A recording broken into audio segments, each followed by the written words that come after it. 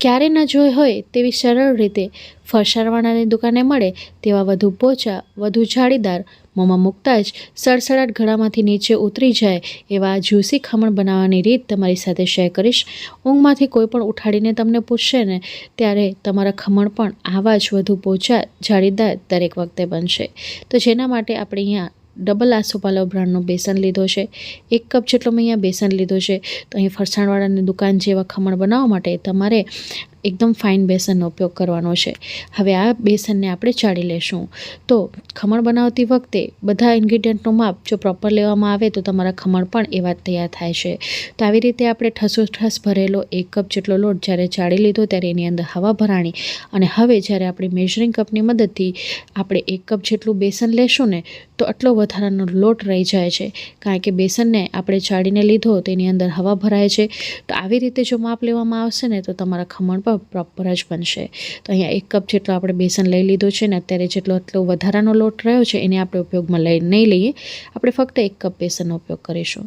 હવે એને સાઈડમાં મૂકી દઈશું। ત્યારબાદ એક બાઉલની અંદર 1/2 કપ જેટલું પાણી લેશું। હવે 1 ટીસ્પૂન જેટલા લીંબુના ફૂલ નાખીશું। તો એ ફરસાણવાળાની દુકાન જેવા ખમણ બનાવવા માટે લીંબુના રસનો ઉપયોગ ના કરીશું। સ્વાદ અનુસાર એટલે કે 1 ટીસ્પૂન જેટલું મીઠું અને 2 ટેબલસ્પૂન જેટલી ખાંડ નાખીને આપણે બધી વસ્તુને ડાયલ્યુટ કરી લેવાનું છે, એટલે કે ઓગાળી લેવાનું છે। ત્યારબાદ જ આપણે એની અંદર લોટ ઉમેરીશું। તો કન્ટિન્યુ આપણે ચલાવીશું તો લગભગ 3 થી 4 મિનિટની અંદર આવી રીતે બધું મિશ્રણ છે એ ફેટાઈ જશે અને ડાયલ્યુટ થઈ જશે। ત્યારબાદ 1/4 ટીસ્પૂન જેટલી હળદર પાવડર નાખીશું। આનાથી વધારે નહીં નાખીએ, નહીં તો ખમણ ઉપર લાલ સ્પોટ આવી જશે। હવે ખાતી વખતે ગળામાં ડચુરો ન વળે એટલે 2 ટેબલસ્પૂન જેટલું આપણે મગફળીનું તેલ નાખ્યું છે। તમે બીજા કોઈ પણ તેલનો ઉપયોગ કરી શકો છો। સાયતે ફેટી લીધા બાદ હવે આપણે થોડો કરીને લોટ ઉમેરીશું। એકસાથે લોટ નહીં ઉમેરીએ, નહીંતર એની અંદર ગાંઠાઓ પડી જશે। તો આવી રીતે સારી રીતે મિક્સ કરી લીધા બાદ ફરી પાછું આપણે બાકીનું જે અડધા કપ જેટલું બેસન વધ્યું છે એને આપણે નાખી દઈશું અને સાયતે ફેટી લઈશું। તો અહીં બેસનને સારી રીતે ફેટવામાં આવે તો એની અંદર હવા ભરાય છે અને જેના કારણે જે ખમણ છે વધુ પોચા અને વધુ જાળીદાર તૈયાર થાય છે।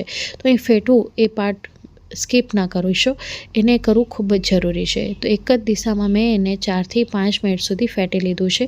તો આવી રીતે ફેટવાથી એની અંદર એરેશનની ક્રિયા થાય છે અને અત્યારે તમે જોઈ શકો છો બેસનને હજી ફેટ્યો નથી। જ્યારે આપણે બેસનને 1 મિનિટ સુધી લગાતાર ફેટીશું તેનું રિઝલ્ટ કેટલું સારું મળે છે। હવે અહીંયા સારી રીતે બેસનને મિક્સ કરી લીધા બાદ હવે જે ખમણ બન્યા બાદ જાળી પડે છે ને એને મેન્ટેન કરવા માટે આપણે આની અંદર 1 ટેબલસ્પૂન જેટલું કોર્નફ્લોર નાખીશું। કોર્નફ્લોર એટલે કે આ રીતે બજારમાં મકાઈનો સફેદ લોટ મળે છે, જેને કોર્નસ્ટાર્ચ પણ કહેતા હોય છે, તો એ આપણે નાખીશું। આનાથી ખમણમાં પડેલી જાળી એ જતી નથી રહેતી, એ મેન્ટેન રહે છે। તો આ અચૂકથી એડ કરજો। ફરસાણવાળા છે એ આ લોટનો અચૂકથી ઉપયોગ કરે છે। હવે 1 ટેબલસ્પૂન જેટલું આપણે કોર્નફ્લોર નાખ્યું એટલે 2 ટેબલસ્પૂન જેટલું પાણી નાખીશું અને કન્ટિન્યુ ફેટીશું। જોઈ શકો છો અત્યારે કોઈ પણ બેટરની અંદર બબલ્સ નથી દેખાતા। હવે આ બેટરને 4 થી 5 મિનિટ સુધી કન્ટિન્યુ ફેટવાનો છે। હાથ દુખી જાય તો થોડી વાર રહીને ફેટવાનું પણ ફેટવું જરૂરી છે, જેના કારણે આ લોટ છે એકદમ હળવો થઈ જશે અને ખમણ છે આપણે ખૂબ જ સ્વાદિષ્ટ પોચા તૈયાર થશે। તો અહીંયા જોઈ શકો છો હવા ભરાવાથી આની અંદર આ રીતે બબલ્સ જમા થાય છે। હવે આ બેટરને રેસ્ટ આપવું ખૂબ જ જરૂરી છે। તો આ બેટરને આપણે 20 મિનિટ સુધી સાઈડમાં મૂકી દઈશું, જેથી એ વધારે ફૂલીને હલકો થઈ જાય। ત્યાં સુધી આપણે અહીંયા આ જે મોલ્ડની અંદર ખમણ બનાવવાની છું તેને હું ઓઇલની મદદથી ગ્રીસ કરી લઈશ। અહીં વધારે ઓઇલ નહીં લગાડીશું, જો વધારે ઓઇલ લગાડવામાં આવે તો નીચેથી ખમણ છે ચપટા બને છે। હવે 20 મિનિટ થઈ ગઈ હતી તો આની અંદર આપણે 1 ટીસ્પૂન જેટલો ખાવાનો સોડા અને 1 ટીસ્પૂન જેટલું પાણી નાખીને એક જ દિશામાં ફેટવાનું છે। આડું અવળું ફેટશો તો જે હવા ભરાશે એ નીકળી જશે। તો એક જ દિશામાં ફેટશો તો આવી રીતે એકદમ ફ્લફી બેટર આપણું તૈયાર થઈ જશે અને આને પણ આપણે 1 મિનિટ સુધી ફેટીશું, જેથી સોડા છે એ બેટરની અંદર સારી રીતે ડાયલ્યુટ થઈ જાય, નહીંતર બેટર ઉપર રેડ સ્પોટ આવી શકે છે। હવે 1 મિનિટ સુધી સારી રીતે ફેટી લીધા બાદ આપણે એને મોલ્ડમાં ટ્રાન્સફર કરી લઈશું અને જોઈ શકો છો ઉપરથી કેટલા સરસ બબલ્સ આવ્યા છે।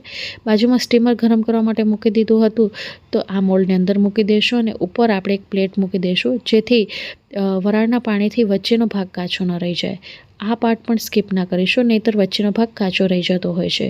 હવે લીડ કવર કરીને 25 મિનિટ સુધી મીડિયમ ગેસની ફ્લેમ ઉપર આપણે આને બાફવા દેશું. વચ્ચે વચ્ચે આપણે ઢાંકણ ખોલવાનું નથી. હવે જ્યાં સુધી ખમણ બફાય છે ત્યાં સુધી આપણે એનો વઘાર તૈયાર કરી લઈએ. તો એક પેનની અંદર મેં 2 ટેબલસ્પૂન જેટલું તેલ લીધું છે. તેલ આપણું ગરમ થઈ ગયું છે એટલે 1 ટીસ્પૂન જેટલી રાઈ નાખીશું. ત્યારબાદ રાઈ ચટકી જાય એટલે 1 ટીસ્પૂન જેટલા મેં આખા ધાણા લીધા છે, જેને આવી રીતે ખાંડડી દસ્તામાં કચડી નાખ્યા છે, એટલે કે અધકચરા કરી લીધા છે, એ નાખીશું. તેનો ફ્લેવર ખૂબ જ સરસ આવે છે. એકવાર સારી રીતે ચલાવી લીધા બાદ હવે આની અંદર 1/4 ટીસ્પૂન જેટલી હિંગ નાખીશું. મીઠા લીમડાના પાન ને 3 થી 4 તીખા લીલા મરચાંનો ઉપયોગ કર્યો છે એ નાખીશું અને સારી રીતે વઘારને ચલાવી લેશું. તો અહીં આપણો આ વઘાર તૈયાર થઈ ગયો છે. હવે આની અંદર આપણે પાણી નાખીશું. તો પાણી કેટલું નાખવાનું? જેટલા કપ જેટલું બેસન લીધું હોય એટલું જ પાણી નાખીશું. તો 1 કપ બેસનની સામે 1 કપ જેટલું આપણે પાણી લીધું છે. હવે સ્વાદ અનુસાર મીઠું નાખીશું. તો પાણીના ભાગનું જ મીઠું નાખવાનું છે અને આ પાણી છે મીઠું હોય છે એટલે આપણે આની અંદર 3 ટેબલસ્પૂન જેટલી ખાંડ નાખી છે. અહીં ખાંડનું પ્રમાણ તમને જેટલું ગળપણ પસંદ હોય એ પ્રમાણે નાખવાનું. હું બજારમાં મળે છે એ પ્રમાણે બનાવી રહી છું એટલે એ થોડાક સ્વીટ હોય છે. હવે આ પાણીને આપણે પોણા ભાગનું થાય ત્યાં સુધી ઉકાળી લીધું છે. પાણી આપણું પોણા કપ જેટલું રહ્યું એટલે ગેસની ફ્લેમને બંધ કરી દીધી ને એને ઠંડુ થવા માટે મૂકી દઈશું. બીજી તરફ 25 મિનિટ થઈ ગઈ હતી તો હવે ખમણને પણ આપણે ચેક કરી લઈશું. તો જોઈ શકો છો ઉપરથી આ રીતે ફાટી જાય એટલે સમજવાનું કે આપણું ખમણ છે એ પરફેક્ટ માપ સાથે તૈયાર થયું છે. હવે આપણે આને એકદમ ઠંડા કરી લીધા છે. તો અહીં ખમણ પણ ઠંડા હોવા જોઈએ ને આપણો વઘાર પણ ઠંડો હોવો જોઈએ. બંનેમાંથી કોઈ પણ વસ્તુ ગરમ હશે તો જે જાડી પડી હશે એ જતી રહેશે અને સાથે એ લોંદા જેવું થઈ જશે. એકદમ જે પીસ નીકળીને મોંમાં મૂકતા ઓગળી જાય એવા ખમણ તૈયાર નહીં થાય. મનગમતી સાઇઝમાં આપણે કટ કરી લીધા છે ને આવી રીતે હું તમને એક પીસ કાઢીને પણ બતાવીશ. જોઈ શકો છો કેટલા વધુ જાળીદાર પોચા સોફ્ટ બન્યા છે. તો એકવાર આ રીતે અચૂકથી ટ્રાય કરજો. જો અત્યાર સુધી તમે ખમણ ન બનાવ્યા હોય તો તમારા પહેલી વારમાં જ ખમણ પરફેક્ટ તૈયાર થશે એ મારી ગેરંટી છે. હવે ખમણ ઉપર વઘાર રેડતી વખતે ખમણને આપણે ફ્લિપ કરી દેવાના છે, એટલે કે ઉપરની સાઈડ નીચે આવી જશે, નીચેની સાઈડ ઉપર. તો આવી રીતે જે નીચેની સાઈડ છે એ આવી રીતે ફ્લિપ કરી દેશું તો જો વઘાર રેડશો ને તો આવી રીતે ખમણ છે એ અંદર સુધી વઘાર પી લે છે. જો ઉપરની લીસી સપાટી ઉપર પાણી નાખવામાં આવે ને તો વઘાર એ પીતો નથી. પરિણામે ઉપરથી તો ખમણ સારા લાગે છે પણ ખાતી વખતે અંદરથી એ ગળામાં ડચુરો કરતા હોય છે. તો આવી રીતે ફ્લિપ કરીને વઘાર રેડશો તો અંદર સુધી વઘાર જશે અને પરિણામે અંદરથી પણ આપણા ખમણ છે એ જ્યુસી તૈયાર થાય છે અને ખાતી વખતે બિલકુલ ગળામાં ડચુરો નથી કરતા. હવે વઘાર રેડી દીધા બાદ આપણે અહીં તમે જોઈ શકો છો બધો વઘાર આપણે પીવડાવી દીધો છે અને આ એકદમ જ્યુસી ખમણ તૈયાર થશે. બધું જ જે વઘાર છે એ ખમણ પી લેશે. હવે આને આપણે મોલ્ડમાં પાછા રાખી દઈશું 10 થી 15 મિનિટ સુધી સેટ થવા માટે, જેથી આરામથી અંદર સુધી વઘાર જતો રહે અને અંદર સુધી એ સોફ્ટ થઈ જાય. આ ખમણ થોડાક ઠંડા કરીને ખાશો ને તો પણ મજા આવે છે. હવે 10 મિનિટ પછી આપણે ઉપરથી બારીક સમારેલી કોથમીર નાખીશું અને આ ખમણ તૈયાર છે સર્વ કરવા માટે. તો ચાલો જોઈ લઈએ કે આપણા ખમણ કેવા તૈયાર થયા છે. તો અહીં 10 મિનિટ બાદ તમે જોઈ શકો છો બધો વઘાર ખમણે પી લીધો છે અને આવી રીતે હાથેથી દબાવતા તમે જોઈ શકો છો અંદર સુધી એ જ્યુસી ખમણ દેખાઈ રહ્યા છે. જોઈ શકો છો વધારે પોચા, વધુ જાળીદાર. અહીં જોઈ શકો છો દબાવતા અંદર સુધી જ્યુસ ગયો છે એવું તમને દેખાશે અને ખાતી વખતે આ મોંમાં સીધા સડસડાટ ઉતરી જાય એવા તૈયાર થશે. તો જોઈ શકો છો કટ કરીને પણ તમને બતાવી દઉં કેટલા સોફ્ટ, કેટલા જાળીદાર આપણા ખમણ તૈયાર થયા છે. તો જો અત્યાર સુધી આ રીતે ખમણ ક્યારે ન બનાવ્યા તો એકવાર મારા ઉપર વિશ્વાસ રાખીને જરૂરથી બનાવજો. તમે મારો વિડીયો કયા ગામ, કયા શહેર કે મેગા સિટીથી જોવો છો કમેન્ટ બોક્સમાં લખીને જરૂરથી જણાવજો. એ જાણીને મને ખૂબ જ આનંદ થાય છે. અગર આજની આ રેસીપી તમને કોઈ પ્રકારથી ગમી હોય કે હેલ્પફુલ રહી હોય તો પ્લીઝ મને સપોર્ટ કરજો. તમારા સપોર્ટની મને ખૂબ જ જરૂરિયાત છે.